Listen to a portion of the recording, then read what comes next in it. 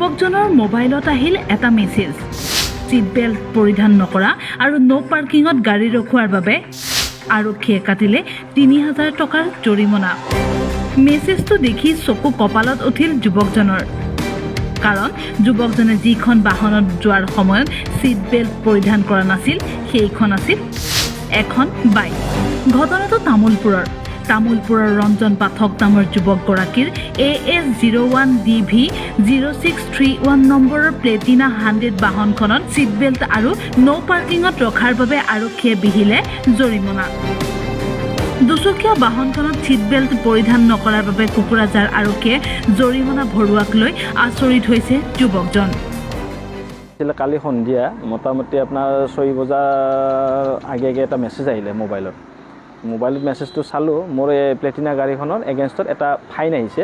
এটা মেছেজ দিলে মোৰ মানে দ্বিতীয়ৰ ফালৰ পৰা এটা মেছেজ আহিছে, মানে ফাইন আহিছে। মই তেতিয়া চালোঁ মোৰ গাড়ীখন 3 দিন ধৰি ঘৰতে পৰি আছে, মইতো ব্যৱহাৰ কৰা নাই।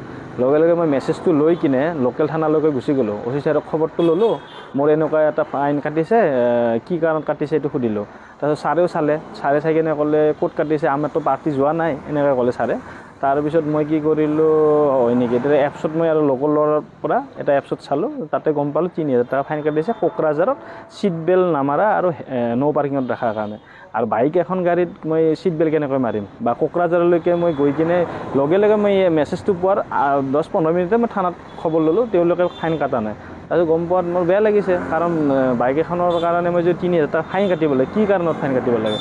তাৰপিছত গম পালোঁ সিট বেল্ট আৰু তোমাৰ নো পাৰ্কিঙত।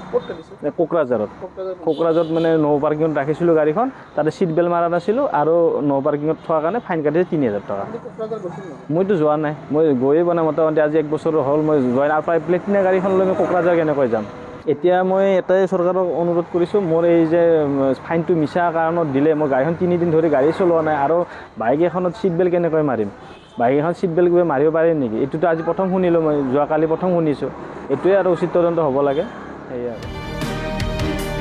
দুচকীয়া বাহনত সিট বেল্ট পৰিধান নকৰা ঘটনাই এতিয়া সকলোকে হাঁহিৰ খোৰাক জগাইছে, কিন্তু যুৱকজনে বিচাৰিছে উচিত তদন্ত। নলবাৰীৰ পৰা হীৰক ডেকাৰ ৰিপৰ্ট, টাইম 8।